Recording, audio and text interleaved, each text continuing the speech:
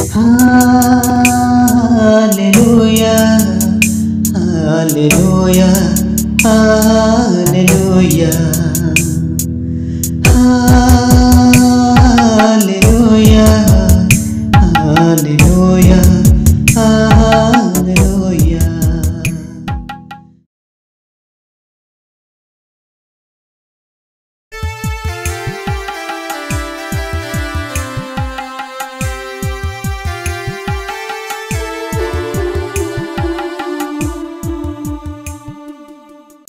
आजिर जो शास्त्रांश आमे बा वाक्य आम जहाँ पाइबा गालातीय पुस्तक 5 तार 22-23 पद। Praise the Lord. आमे ए गालातीय पुस्तक तार 5 अध्याय 22 पदरे देखा पारुछु पाउल आत्मिक फल संबंधरे आत्मांकर फल केतोटी एठी लिखाई केतटा लिखाई 9 गोटी फल। जड़े आमको गोटे भौणी आमको गोटे पणस देते से पणस पाची थिला बढ़िया स्मेल आस खोलला बेलू विश्वास करेंगे ना 3टा मात्र मंजी बाहर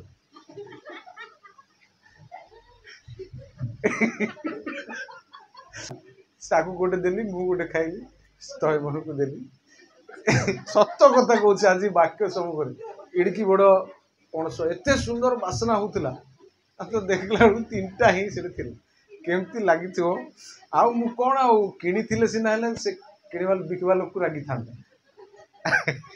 एटा मिली कौन कर प्रभु को धन्यवाद देलु खाइलु गोटे गोटे हेले मिलला प्रभु बोले कि गाई को देदेलु बड़का जहाँ भी हो माने मन रखु आत्मिक फल आत्मा को फल गोटे गोटे फल माने गोटे फल जदि तार मंजी गोटे 2टा पाइबे आपन को भल लगे हैं एत बड़ पणस आनी सेटा भूता पणस बोली कहते किए हैं से पणस देखा जाउथबो सेमती मात्र से भितरे नथिबो देवा लोक किसी भूल नहीं है बहुत धन्यवाद आउ आउ से मंजी जदि से नथिबो ताहले निश्चय दुख लगे निश्चय खराब लगे हेले एठी आत्मांक फल संबंध रे पाउल गालातीय मंडली को गोटे सुंदर कथा कहे आत्मांक फल नहीं कि the 11 fruits of the spirit मु आज जो कथा कहबी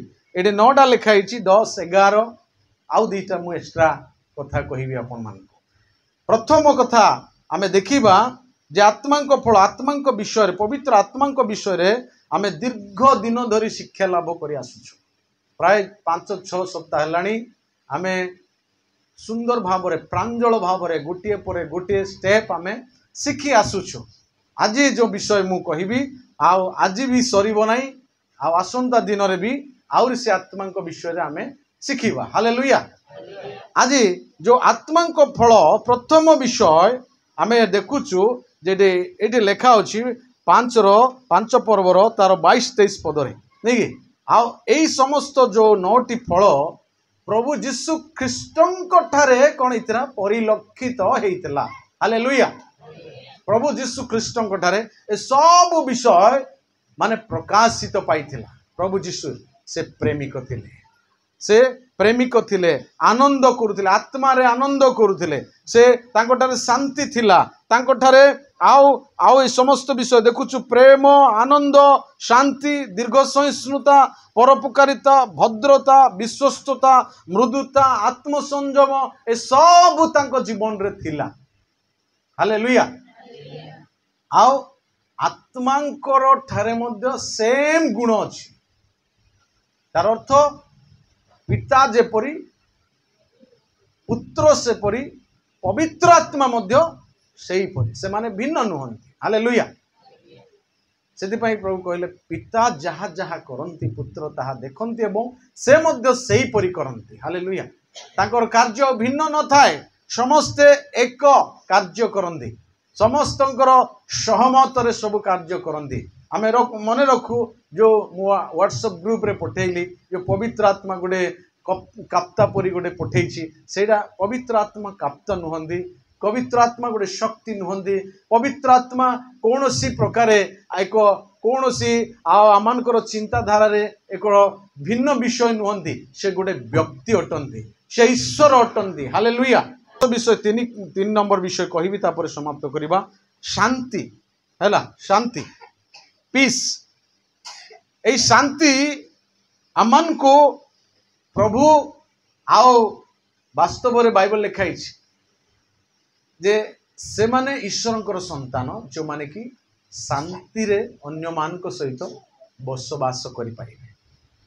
प्रेज द लॉर्ड।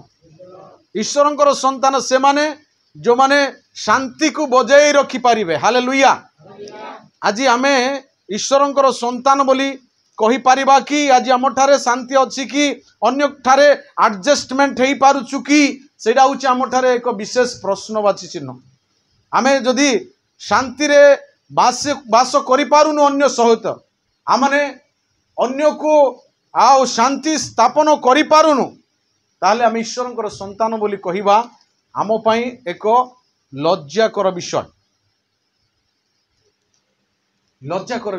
रोमियो पुस्तक लिखाई जो माने आत्मा द्वारा चालित होती से माने ईश्वरंकर संतान जो माने अन्य सहित शांति रे रही पारंती से माने ईश्वरंकर संतान हालेलुया।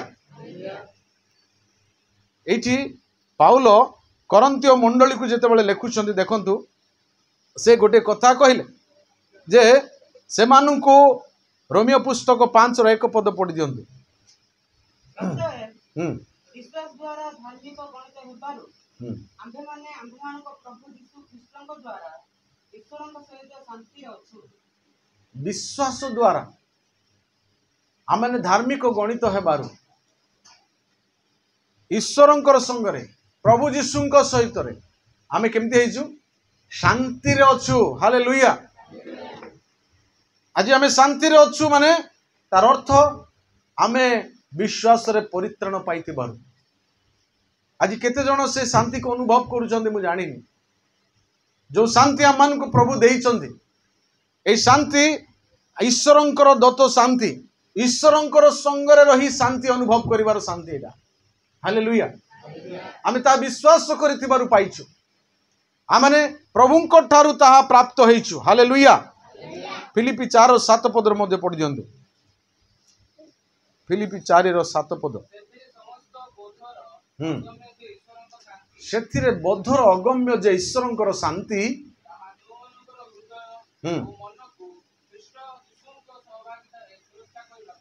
Praise the lord. प्रभु यीशुंक शांति आमनकर मन को आमनकर शरीर को आमनकर समस्त विषय को कौन करिवो सुरक्षित करि रखिबो हालेलुया। प्रभु यीशु ख्रीष्टंकर बोधर अगम्य जे ईश्वरंकर शांति आमनकर शांतिदाता परमेश्वर होउछन्ति प्रभु यीशु नहीं कि से कहिले मु तुमानकु मोर निजर शांति प्रदान करिवि हालेलुया। प्रभु यीशु ख्रीष्ट आमान को तांकर निजर शांति देइछन्ति जोहन तार 15 पर्व देखंतु सेठी प्रभु तांकर निजर शांति आमान को देइछन्ति से आमान को किपरि भाबरे से शांति देइछन्ति ताहा हमें जानिछु से निजे अशांत भोग करी से दुख भोग करी से आमान को शांति सांत्वना देइछन्ति से आमान को कलसीय पुस्तक तार 3:15 पद जणे पढ़ी दियंतु। कलसीय पुस्तक बहुत जोर की पढ़े बाबू हाँ माइक अच्छी तो पढ़े हाँ हाँ पुणी ख्रीष्ट टिके रही जाओ पुणी ख्रीष्ट तो जो शांति हाँ अब हाँ भोग करवा निमंते ना हाँ एक शरीर ख्रीष्टंकर जो शांति ता केंती पाइबे देखंतु एक शरीर रूपे आमे एक शरीर आमे संयुक्त ख्रीष्ट प्रभु आम मस्तक आमे समस्ते एक भिन्न नहीं हैं जदि शांति को अनुभव करने पाई हेले हमको एकाठी होगा को पड़िबो सहभागिता को आसीबा को पड़िबो हाँ कहलो कौन हाँ एक शरीर स्वरूपे ଆହୁତ ହୋଇଅଛ ତାହା ତୁମାନଙ୍କ ହୃଦୟରେ ରାଜତ୍ୱ କରୁ। ହାଲେଲୁୟା। ସରିଲା କି? ପୁଣି ତୁମେ ମାନେ କଣ କର? ଧନ୍ୟବାଦ ଦିଅ। ପ୍ରିୟ ପ୍ରଭୁଙ୍କ ଲୋକମାନେ, ଆଜି ଖ୍ରୀଷ୍ଟଙ୍କର ଶାନ୍ତିକୁ ଅନୁଭବ କରିବା ପାଇଁ ହେଲେ ସହଭାଗିତା ଆବଶ୍ୟକ ନିତାନ୍ତ। ସହଭାଗିତାରେ ହିଁ, ଏକତାରେ ହିଁ ଆନନ୍ଦ ଆସିବ। ଯୋଉଠି ଏକତା ହୁଅନ୍ତି, ଯୋଉଠି ସହଭାଗିତା ହୁଅନ୍ତି, ପ୍ରଭୁ ସେଇଠିକି ଓହ୍ଲେଇ ଆସନ୍ତି। ଯେ ପ୍ରଶଂସା ନିବାସିନୀ ପରମେଶ୍ୱର, ପ୍ରଭୁଙ୍କ ଲୋକମାନେ ଯୋଉଠି ଏକତ୍ରିତ ହୁଅନ୍ତି, ସେଇଠି ପ୍ରଭୁଙ୍କର ଉପସ୍ଥିତି ଆସେ।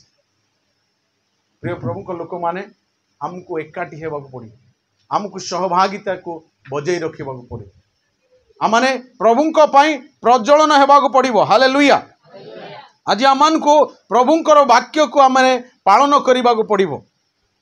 ଆମମାନେ ଦେଖୁଛୁ ପ୍ରଭୁ ଆମମାନଙ୍କୁ ଶାନ୍ତି ପ୍ରଦାନ କରନ୍ତି। ପ୍ରଭୁ ଆମମାନଙ୍କୁ ଶାନ୍ତି ପ୍ରଦାନ କରନ୍ତି। ଯୋହନ 20 ତାର 19 ପଦରେ ପ୍ରଭୁ ଯେତେବେଳେ ପୁନରୁତ୍ଥିତ ହେଲା ପରେ ମୁଁ ତୁମମାନଙ୍କୁ ଟିକେ ପଢ଼ି ଦିଅନ୍ତୁ। ହଁ,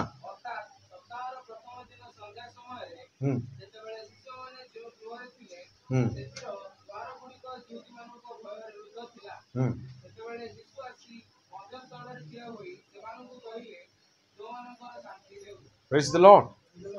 କିଏ ଏଠି ଶାନ୍ତି ଦେଉଛନ୍ତି? ଏକ ଭୟଭୀତ ଜୀବନରେ, ଏକ ନୈରାଶ୍ୟତାର ଜୀବନରେ ପ୍ରଭୁ ଆସିକି ତାଙ୍କ ଶିଷ୍ୟମାନଙ୍କୁ ସାନ୍ତ୍ୱନା ପ୍ରଦାନ କଲେ। ହାଲେଲୁୟା। ସେମାନଙ୍କୁ ଶାନ୍ତି ପ୍ରଦାନ କଲେ, ସେମାନଙ୍କୁ ଶାନ୍ତି ଦେଲେ। ମୁଁ ତୁମମାନଙ୍କୁ ଯେଉଁ ଶାନ୍ତି ଦେବି, ଜଗତ ତାହା ଦେଇପାରିବ ନାହିଁ। ହାଲେଲୁୟା। ଜଗତ ତାହା ଦେଇପାରିବ ନାହିଁ। ଯୀଶୁଙ୍କ ଦେଲା ଭଳି ଶାନ୍ତି ଯୀଶୁ ଆଜି ଆମମାନଙ୍କୁ ଶାନ୍ତି ଦେଇଛନ୍ତି। ଆମେ ଦେଖୁଛୁ କଲୋସ୍ୟ ପୁସ୍ତକ 1:20 ପଦରେ ଲେଖା ଅଛି, ସେ କ୍ରୁଶରେ ମରି ଆମମାନଙ୍କୁ କଣ କଲେ? ସେ ମିଳନ କଲେ, ଶାନ୍ତି ସ୍ଥାପନ କଲେ। ହାଲେଲୁୟା। ଆଜି କ୍ରୁଶରେ ମରି ଆମମାନଙ୍କୁ ଉଭୟକୁ ମିଳେଇଲେ। ଆମେ ଭିନ୍ନ ଭିନ୍ନ ହେଇଯାଇଥିଲୁ, ଆମେ ଶତ୍ରୁତା ହେଇଯାଇଥିଲୁ, ଆମେ ଈଶ୍ୱରଙ୍କୁ ଘୃଣା କରୁଥିଲୁ, ଈଶ୍ୱରଙ୍କ ଠାରୁ ଦୂରରେ ଥିଲୁ। ଆଜି କି ଆମେ ମାନେ ଅନ୍ୟ ସହିତ ଶାନ୍ତିରେ ରହିପାରିବା ନାହିଁ? ଆମକୁ ମରିବାକୁ କହୁନାହାନ୍ତି ପ୍ରଭୁ। ପ୍ରଭୁ ଯୀଶୁ ମରିକି ଆମକୁ ମିଳେଇଲେ। ଆମକୁ ମରିବାକୁ ପଡ଼ିବ ନାହିଁ। ଟିକେ ନମ୍ରତା ହେବାକୁ ପଡ଼ିବ, ଟିକେ ଆମମାନଙ୍କୁ କଷ୍ଟ ସ୍ୱୀକାର କରିବାକୁ ପଡ଼ିବ। ହଁ, ତେବେ ଆମେ ଶାନ୍ତିରେ ରହିପାରିବା। ହାଲେଲୁୟା। ପ୍ରେଜ୍ ଦ ଲର୍ଡ। ପ୍ରଭୁ ଆମମାନଙ୍କୁ ଅନୁଗ୍ରହ କରନ୍ତୁ ଯେ ଆମେ ଈଶ୍ୱରଙ୍କର ଶାନ୍ତି, ଈଶ୍ୱରଙ୍କର ସହ ଶାନ୍ତିରେ ରହିବା ଏବଂ ଅନ୍ୟମାନଙ୍କ ସହିତ ମଧ୍ୟ ଶାନ୍ତିରେ ରହିବା। ଆମମାନଙ୍କୁ ବାକ୍ୟ ଆମମାନଙ୍କୁ ଶିକ୍ଷା ଦିଏ। ହାଲେଲୁୟା। ତେବେ ବାସ୍ତବରେ ଆମେ ଈଶ୍ୱରଙ୍କର ସନ୍ତାନ ମାନେ, ତେବେ ବାସ୍ତବରେ ଆମେ ପ୍ରଭୁଙ୍କର ଲୋକମାନେ, ଆମେ ଯଦି ଅନ୍ୟ ସହିତ ଶାନ୍ତିରେ ରହିପାରୁନୁ, ତାହେଲେ ଆମେ ଈଶ୍ୱରଙ୍କର ସନ୍ତାନ ବୋଲି କହିବା ମଧ୍ୟ ଆମ ପାଇଁ ଏକ ଲଜ୍ଜାକର ବିଷୟ। ପ୍ରେମ, ଆନନ୍ଦ, ଶାନ୍ତି ଏଇଟା ଆମ ଜୀବନରେ ନିହାତି ଆବଶ୍ୟକ। ନିହାତି ଏଇଟା ପ୍ରଭୁ ଆମଠାରୁ ଆଶା କରନ୍ତି, ଆମ ଜୀବନରେ ପରିଲକ୍ଷିତ ହଉ ବୋଲି ସେ ଚାହୁଁଛନ୍ତି। ସେଥିପାଇଁ ନିଶ୍ଚୟ ଆମର ଜୀବନରେ ତାକୁ ପରିଲକ୍ଷିତ ହେବା ପାଇଁ ପ୍ରଭୁ ଆମମାନଙ୍କୁ ଅନୁଗ୍ରହ କରନ୍ତୁ। ବିଗତ ଦିନରେ ଆପଣମାନଙ୍କୁ କହିଥିଲି ଯେ 2 ପ୍ରକାର ଫଳ, ଗୋଟିଏ ହେଉଛି ବାହିକ ଫଳ, ଆଉ ଗୋଟିଏ ଆନ୍ତରିକ ଫଳ। ଆଜି ଆନ୍ତରିକ ଫଳ ବିଷୟରେ ଆମେ ଦେଖୁଛୁ। ବାହିକ ଫଳ ଇସ୍ରାଏଲ ଲୋକମାନଙ୍କୁ ଫଳିବା ପାଇଁ କହିଲେ, ସେମାନେ ବୃଦ୍ଧି ହେଲେ କି ସେମାନେ ସେତିକି ହିଁ ରହିଗଲେ। ସେମାନେ ଆଉ ଅନ୍ୟମାନଙ୍କୁ ମାନେ ପ୍ରଭୁଙ୍କ ନିକଟକୁ ଆଣିପାରିଲେ ନାହିଁ, ପ୍ରଭୁଙ୍କ ନିମନ୍ତେ ଲାଭ କରିପାରିଲେ ନାହିଁ। ଆତ୍ମିକ ଆନ୍ତରିକ ଫଳ ଆଜି ଆମମାନଙ୍କୁ ଫଳିବା ପାଇଁ, ମୁଁ ଯେମିତି ପ୍ରଥମେ ଆପଣଙ୍କୁ ଉଦାହରଣ ଦେଲି, ଆମମାନଙ୍କର ଅନ୍ତରରେ କେତେଟା ଫଳ ହେବା ଦରକାର? ଅନେକ ଫଳ। ଯେ ଅନେକ ଫଳ ଫଳି ନପାରେ, ପ୍ରଭୁ ତାଠାରେ ମହିମାନ୍ୱିତ ହେବେ ନାହିଁ, ନାଇକି ଆନନ୍ଦ କରିବେ ନାହିଁ। ଆମମାନଙ୍କ ଠାରେ ସବୁ ପ୍ରକାର ଫଳର ବିଷୟ ରହିବା ଦରକାର। ଆମମାନେ ପରିପୂର୍ଣ୍ଣ ହେବା ଦରକାର। ଆତ୍ମାରେ ଆମମାନଙ୍କୁ ସମ୍ପୂର୍ଣ୍ଣତା ଆମମାନଙ୍କର ଜୀବନରେ ରହିବା ଦରକାର। ହାଲେଲୁୟା। ତେବେ ପ୍ରଭୁଙ୍କର ଗୌରବ ହେବ, ପ୍ରଭୁଙ୍କର ମହିମାର ବିଷୟ ହେବ। ଆଗକୁ ଆମେ ଆହୁରି ଦେଖିବା ଯେ କିପରି ଆମମାନେ ଆତ୍ମିକ ଜୀବନର ଫଳକୁ ଆହୁରି ଯାହା ରହିଛି ତାହା ଆସନ୍ତା ଦିନମାନଙ୍କରେ ଆମମାନେ ତାକୁ आमने प्रांजल भाव में से शिक्षा लाभ करवा। प्रभु आम को आशीर्वाद करंतु। प्रभु आम जीवन रे आज ठारू प्रकाशित हेबारे आम को पवित्र आत्मा को सहायता रे साहाय्य करंतु। अल्प वाक्य प्रभु आशीर्वाद करंतु। आमेन।